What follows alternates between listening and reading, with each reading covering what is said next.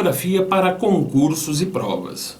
Muito bem, pessoal, sejam todos muito bem-vindos a mais um interessante capítulo em tomografia multislice. Para quem não me conhece, deixa eu me apresentar. Meu nome é Marcelo Alves, sou tecnólogo em radiologia médica e hoje eu vim aqui apresentar para vocês o capítulo de ângio de carótidas e ângio intracraniana. Tá? Existe aí uma divisão, é apenas sistemática, né? É apenas para efeito de cobrança. Existe uma divisão entre ângio intracraniana e ângio de carótidas, tá? Mas toda ângio de crânio ou toda ângio de carótida, ela tem que ser feita, obviamente, junto com a intracraniana. Mas para efeitos legais ou para efeitos de cobrança, você pode perfeitamente fazer uma ângio arterial intracraniana sem necessariamente ter que fazer toda a carótida. Eu, particularmente, como profissional da área de longa data, acho isso um grande desperdício, porque, na verdade, você está irradiando o paciente, você vai ter que irradiar o paciente que faça logo a artéria toda. Bom, enfim, isso é apenas uma opinião, é uma opinião pessoal, tá? É uma opinião pessoal, profissional, mas mais pessoal do que profissional. E eu gostaria de apresentar, então, ou falar um pouco mais, meio que abreviado, porque eu já até falei num vídeo só sobre o que é o curso, né? Então, o curso de tomografia para concursos e provas é nada mais, nada menos que a extensão daquele primeiro curso que nós temos, ou que já está à venda no site da Neurovídeo, tá bom? E ele traz dicas importantes do dia a dia, dicas importantes particulares de cada um dos estudos, né? E eu vou mostrar agora na tela para vocês o que nós vamos falar sobre o capítulo, nesse capítulo de hoje, que é sobre ângio de carótidas e ângio intracraniana, ou ângio de artérias intracranianas. Muito bem, nós temos aqui na imagem, né? Nós vamos falar um pouco sobre o preparo do estudo, nós vamos falar sobre posicionamento e dicas de posicionamento, nós vamos falar sobre a área de aquisição desse estudo.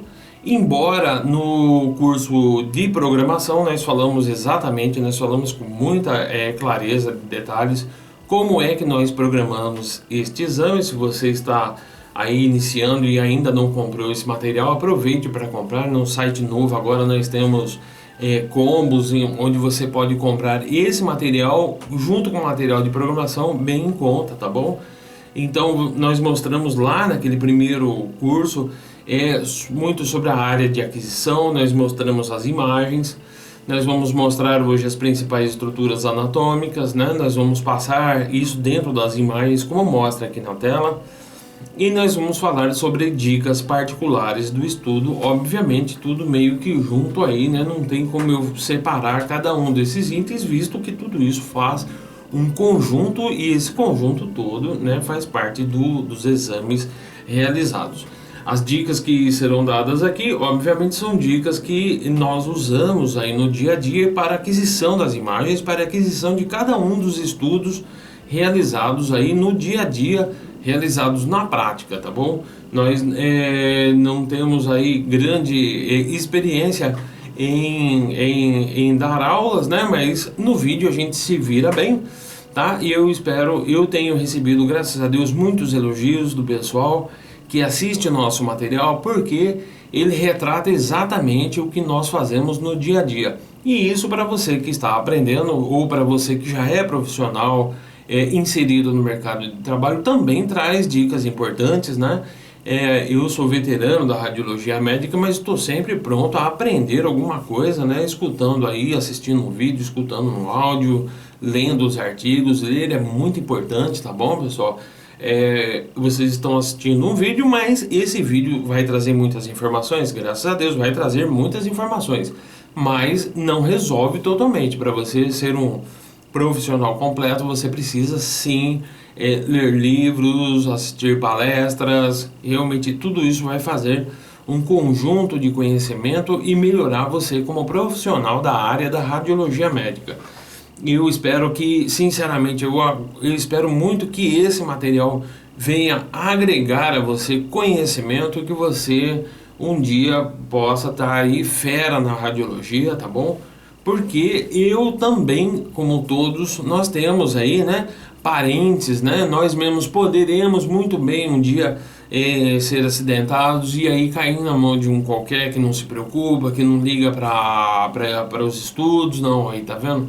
Essa é a grande valia, né, de se estudar, né, você ter preparo, poder atender o paciente com precisão, e com isso a gente consegue evitar exposições exageradas de radiação, de meio de contraste. Isso é muito importante para a sociedade e nós, eu, você, nossos parentes, nós fazemos parte dessa chamada sociedade. Então o benefício será exatamente para nós, né? E um conjunto grande de conhecimentos numa área em que você vai trabalhar faz com que fique o seu dia a dia fique muito fácil de trabalhar.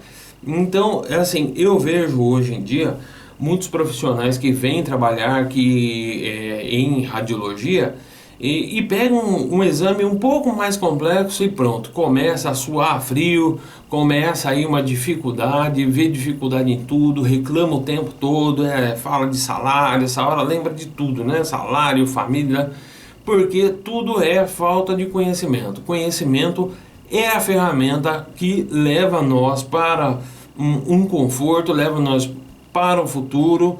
E conhecimento é realmente a nossa ferramenta mais importante no dia a dia, claro. Então, e conhecimento, aqui nós estamos tentando passar bastante conhecimento para vocês. E aí, então, está aí na imagem em sua tela tudo que nós vamos estudar sobre o capítulo de ângio de artérias carótidas e intracranianas neste momento.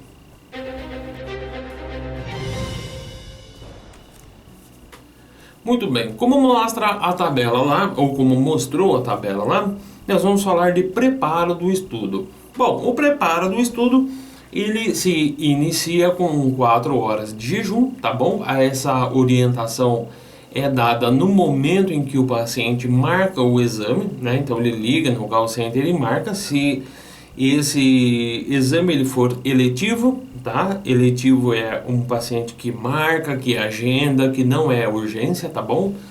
Então, nesse momento, ele é orientado a ficar 4 horas em jejum. E aí, após isso, ele chega ao setor de radiologia e, como parte do preparo, ele vai fazer uma entrevista. Essa entrevista é uma entrevista de segurança, né, para ver se esse paciente é alérgico ao contraste iodado, porque esse estudo ele é feito sempre com o uso do meio de contraste. Em tomografia, hoje nós não temos, hoje nós estamos no final de 2015, hoje nós não temos ainda a tecnologia de fazer o estudo de carótidas, pelo menos até onde eu sei, né? Nós não temos ainda a tecnologia de fazer o estudo de artérias carótidas e intracranianas sem o uso do meio de contraste. Até onde eu sei, nós ainda não podemos fazer esse estudo sem o uso do contraste. Então, por isso a gente faz uma entrevista, que é uma entrevista de segurança, onde existem várias perguntas já pré-prontas, né, já fabricadas aí, para ver se o paciente é alérgico. Em muitos casos, olha só, em muitos casos o paciente acaba lembrando que teve aí uma náusea, que teve falta de ar, que teve até parada cardiorrespiratória, por conta do meio de contraste injetado de forma endovenosa. E aí, às vezes, na entrevista é que você acaba pegando esse paciente ou descobrindo que esse paciente realmente não pode fazer o estudo, porque se ele fizer, ou se a gente arriscar fazer esse estudo, a gente pode trazer gravíssimos problemas para esse paciente. Então, a entrevista de segurança é extremamente importante, tá bom? Passado a entrevista, aparentemente ele não tem, ou muitas vezes ele já fez, inclusive, estudos com o meio de contraste e não teve problema. Então ele vai, pessoal da enfermagem, vai pegar uma boa veia, porque nós vamos precisar injetar esse meio de contraste a no mínimo 4 ml por segundo. Então tem que ser uma boa veia, uma veia pérvia. Você precisa fazer o teste com a bomba, tá bom? Ou seja, como é que a gente faz o teste? A gente injeta contraste para fazer o teste? Não, o teste ele é feito com soro, tá bom? Então você, depois de posicionar o paciente, você vai engatar a extensão do meio de contraste e vai injetar soro aí simulando a injeção do meio de contraste. Esse é o teste para ver se a artéria perde, se ela aguenta, se ela suporta. E aí sim, depois do teste aprovado, aí nós vamos partir para o exame propriamente dito. E bom, aí na tela nós mostramos aí como é feita como é feito o posicionamento. Como mostra aqui na tela, a paciente entra primeiramente a cabeça e em decúbito dorsal, tá bom? Isso vai fazer com que os braços do paciente, os membros superiores, fiquem voltados para a sala de exame. Isso facilita muito para o pessoal da enfermagem. E também os braços devem estar para baixo, exatamente para não passar na região das carótidas e nem das artérias intracranianas. Porque se você agrega, vou colocar o braço aqui para cima, se você agrega mais os braços a esse volume, você vai gerar artefato, e o equipamento que calcula a radiação por espessura de massa, ele vai também subir a radiação para compensar esses braços para cima. Então não tem a menor necessidade de deixar o braço para cima, a não ser em algum caso específico que, bom, não vou nem comentar aqui porque, né, deve ser tão raro ter que fazer carótida do braço para cima, só se tiver engessado com o braço para cima, aí não tem jeito, né? Tá bom? Então, braços para baixo, ombros bem relaxados, porque quanto mais relaxados os ombros ficarem, melhor você vai ter aproveitamento de imagem. Quanto menos espessura para a aquisição, melhor a qualidade da sua imagem. Então relaxa bem os braços, né? Cabeça aí em posição neutra e fala para o paciente manter uma respiração bem suave e evitar de engolir saliva. Geralmente, quando ou no momento em que vai adquirir as imagens, o equipamento já fala para não engula saliva, dá um comando do tipo não engula saliva, né? Aí deu o comando e aí ele começa a aquisição. Depois, no final da aquisição, ele fala pode engolir a saliva.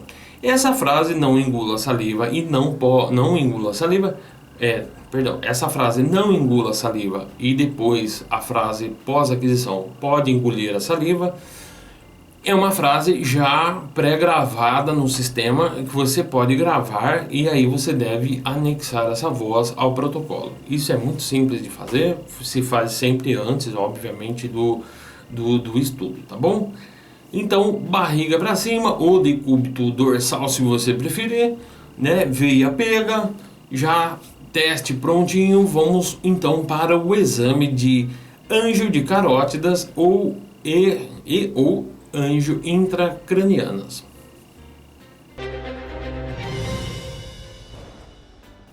Muito bem.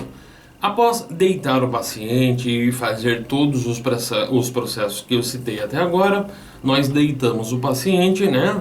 Você prende bem o paciente, você pode colocar calços ao lado. Aqui na imagem que vocês estão vendo, o paciente está deitado com a cabeça dentro de um suporte próprio para crânio, tá?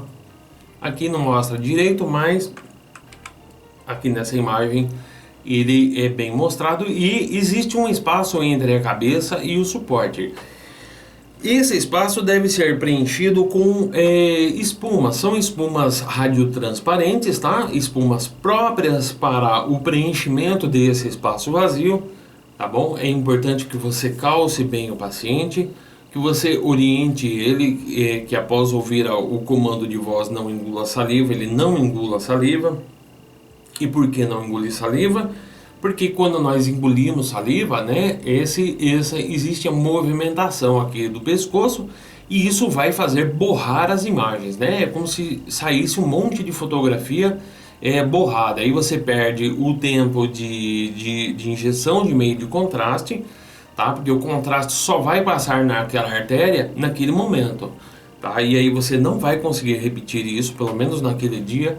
Você vai irradiar a todo o paciente. Então é bom que ele esteja bem avisado, mas você também não pode fazer disso um drama para o paciente, tá bom?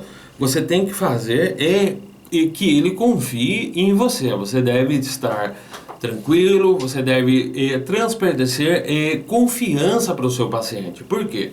Porque seu paciente precisa confiar em você, ele precisa estar tranquilo, né? Você precisa avisar que quando injetar o meio de contraste, esse meio de contraste que ele é iônico, então ele entra no sistema, ele entra nos vasos, ele entra nos tecidos e ele faz acontecer uma troca de líquidos entre células e capilares muito intensa, tá bom? Por isso ele é meio de contraste iodado e por isso ele é ionizante, tá? Então existe uma troca muito grande, uma movimentação membranar a nível de célula, nível celular, muito intensa, tá bom? No exato momento que você injeta e ele chega nos tecidos, e isso, o resultado disso, a resultante dessa forte troca de líquidos aí, forte troca de elementos dentro e fora da célula, o resultado de tudo isso que acontece sistematicamente forma um calor muito intenso, tá bom? Então isso se dá por conta dessa movimentação aí molecular. E esse calor muitas vezes assusta os pacientes, então eles precisam estar informados, eles precisam saber que esse calor ele vai acontecer e ele é absolutamente normal. E é você quem precisa saber se se o seu paciente foi avisado a isso. Geralmente o pessoal de enfermagem já é muito bem orientado e eles já explicam, mas como eles explicam de forma um pouco automática, então você precisa ter consciência e perceber se foi falado de forma muito automática ou muito automatizada. Muitos pacientes ficam com cara de ué, com cara de dúvida. Então você discretamente pode ir lá, perfeitamente você pode ir até lá e explicar novamente, falar para ele com atenção que ele vai ter ou ele vai sentir esse calorão todo e você então vai poder fazer o exame de forma adequada, tá bom? Então eu espero sinceramente que você preste muita atenção. Nós temos na tela aí então a radiografia de frente e também nós temos a radiografia de perfil. Essas radiografias serão usadas para o planejamento. E como você pode perfeitamente notar, nós temos uma linha aqui de aquisição, tá bom? Essa linha de aquisição é a linha inferior, ou seja, nós vamos adquirir imagens desde a linha vermelha aqui embaixo, na altura ou um pouco abaixo do arco da aorta, até acima do crânio ou até logo acima do crânio, tá bom? Para fazer esse estudo, existem aí equipes que fazem toda a estrutura, uma aquisição pré-contraste em toda a estrutura, e existem equipes médicas ou equipes de médicos que fazem apenas a área do crânio pré-contraste e aí partem para a injeção do meio de contraste. Tá? Então você pode fazer um pré-contraste em toda essa área e depois um pós-contraste em toda essa área. Isso varia de equipe para equipe, tá bom? E vamos lá, então nós temos aí na tela a área de aquisição, essa é a área de aquisição. Vamos então às fases do estudo.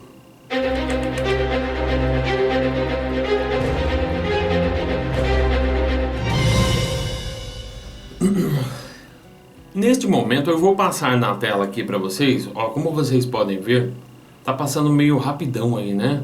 Ó, eu passei aí na tela as imagens que são imagens pré-contraste, tá bom? Nesse caso, ele vai desde o topinho da cabeça até o arco aórtico, ou o arco da aorta, né? Por assim dizer. Aí está o arco da aorta, aqui já está até a artéria pulmonar aqui, né? Tá bom? E há equipes de médicos que fazem até aqui o pré-contraste, ou só crânio pré-contraste, e aí nós injetamos ou partimos para a injeção do meio de contraste. Olhando aqui, nesse grupo de imagens aqui, nós vemos então as imagens do pós-contraste. Aí está o arco já lotado no meio de contraste, né? A artéria pulmonar, que não é o objetivo do estudo, mas que apareceu aí também. E depois existe um processo de reconstrução, de limpeza dos vasos, tá? Essas são as imagens, então eu queria mostrar aqui com mais...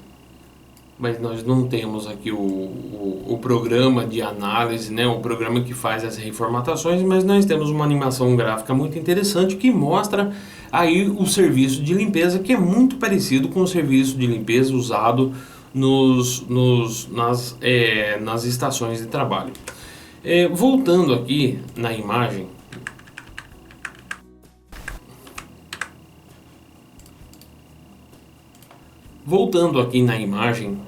nós temos aqui então a área de aquisição. Então, supondo que a sua equipe ou a equipe de médicos que toma conta do serviço de radiologia onde você trabalha prefira fazer uma aquisição de toda a área pré-contraste, você deve fazer essa área toda pré-contraste, como eu mostrei nas imagens, e depois você pode fazer o que é geralmente feito para a segurança, duas aquisições, uma de ida e uma outra de volta, tá bom? Porque às vezes acontece alguma falha durante a injeção do meio de contraste, ou alguma morosidade por algum motivo, o paciente se mexe, o meio de contraste se desconecta e isso faz demorar um pouco mais, o paciente dobra o braço e isso faz demorar um pouco mais o meio de contraste para chegar lá no seu objetivo, que são as artérias. Então, assim, ou pode, e já vi acontecer, é raro, mas pode ser que alguém reprograme a bomba, tá bom? E isso faz com que demore um pouco mais, então você deve programar duas aquisições, duas aquisições pós-contraste. Uma recomendação minha, exatamente, você vai irradiar de novo, mas você evita de perder a injeção do meio de contraste, que também é muito ruim para o paciente, né? Ter que injetar de novo, fazer pré-contraste tudo de novo por um descuido. Então, faça pré-contraste e duas aquisições pós-contraste, indo de cima para baixo ou de baixo para cima. Isso também varia de acordo com cada equipe médica, tá bom? Agora nós estamos olhando aí na imagem, a imagem que está em sua tela. Ela mostra aqui, é uma simulação do contraste, de quando é, então, Marcelão, professor, quando é que nós injetamos ou quando é que nós disparamos, como é que nós vamos saber quando o meio de contraste chega ou na carótida e quando é que nós disparamos? Bom, existe aqui um ROIzinho. Esse é um monitoramento que nós vamos fazer para saber quando chegar e quando disparar. Você deve programar e realizar o pré-contraste e aí você deve programar o pós-contraste. E dentro dessa programação do pós-contraste, existem nas máquinas atuais, nós estamos no final de 2015, existe nas máquinas atuais um recurso de monitoramento. Esse monitoramento ele é, na verdade, você vai localizar aí, no caso está um pouco abaixo da mandíbula aqui, né? E você vai monitorar a passagem do meio de contraste exatamente no pontinho redondo que está aqui em sua tela, ó, como eu mostro aqui na setinha, ó. Então, quando é que o contraste, ou como que eu vou saber? Isso aqui são classificações, tá? Então, como é que eu vou saber quando o contraste passa por aqui? Você injeta o meio de contraste e a máquina, o seu equipamento que vai fazer a monitoração, ele vai ficar repetindo essa imagem que está em sua tela, tá? Ele vai ficar repetindo as imagens até aí, até que o meio de contraste passe por aqui, por esse ponto, tá? E aí você tem a escala aqui ao lado, ó, em 10 segundos ou em 13, 14 segundos aqui, ó, como mostra aqui a escala de tempo aqui embaixo, a densidade do contraste foi muito alta, tá vendo? Então, às vezes até antes, aqui por volta de 150, 100, 200, dessa escala de Hounsfield, né? Chegando nessa densidade de 150, 200, aí é que aqui subiu muito rápido, né? A pessoa não teve nem tempo, né? Já chegou aí e ele já soltou. Então, quando chega nessa em alta densidade assim, o equipamento que fez essa imagem e percebeu essa densidade, o próprio equipamento já libera a voz, não engula saliva, ao mesmo tempo que ele movimenta a mesa para o início da aquisição, e aí ele faz a aquisição naquela área que nós mostramos lá atrás, desde cima até embaixo ou desde baixo até em cima, tanto faz. Isso é de equipe para equipe, então ele faz uma passagem e a segunda passagem. Terminou a segunda passagem, ele fala que o paciente pode engolir saliva, tá bom? Ou você pode fazer esses comandos de voz manual. Então, para disparar essa sequência, ou para que ela para que ela inicie, existem dois comandos. O primeiro comando é o comando automático, já usado pelo sistema Siemens, tá? Então você só coloca o ROI e aí ele fica medindo. Enquanto baixa olha aqui, mostrando aqui, ele nem marca a densidade de tão baixo que é. Aí chegou aqui o meio de contraste, então ele dispara a escala, e aí é quando ele percebe, tem meio de contraste aqui, então ele já dispara e aciona a sequência de forma automática. Eu não sei se outras marcas, eu sei que a Siemens já faz isso. Eu tive o prazer de fazer algumas vezes estudo numa Siemens de última geração.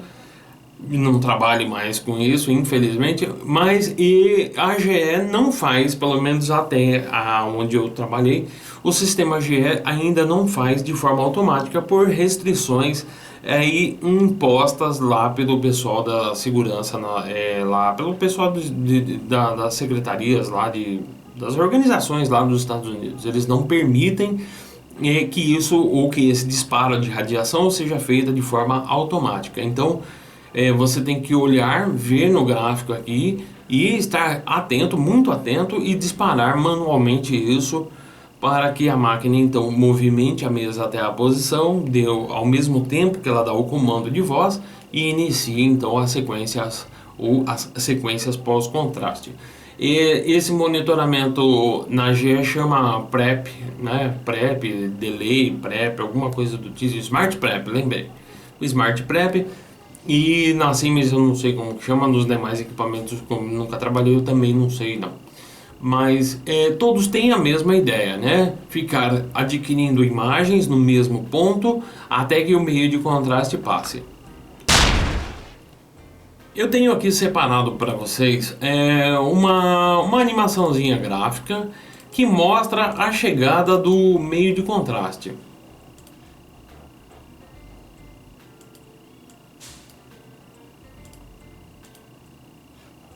Olha aí, ó, chegando o meio de contraste, mudando aí, ó. Aqui nós temos o vaso vazio, ó. E aí chegando o meio de contraste, tá? Você pode ter um ROIzinho aqui. E aí esse ROI, ele marca aí, ele vai lendo a densidade do meio de contraste. A verdade é uma só. Se o paciente dá uma movimentadinha, então o ROI pode ficar fora de lugar, tá bom? E aí ele não vai disparar.